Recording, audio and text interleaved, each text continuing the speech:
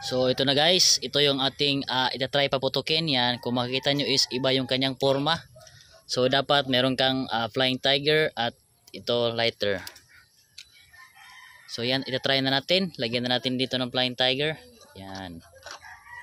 Ito lang ang paglagay niya. Shake shake lang. Yan. Tapos isi-shake natin ng mga ilang seconds, mga 5 or to 15 seconds. Yan, try natin. Putukin na natin ngayon. Yan.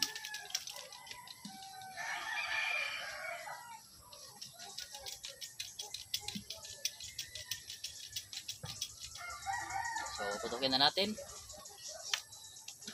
kung gaano ito kalakas.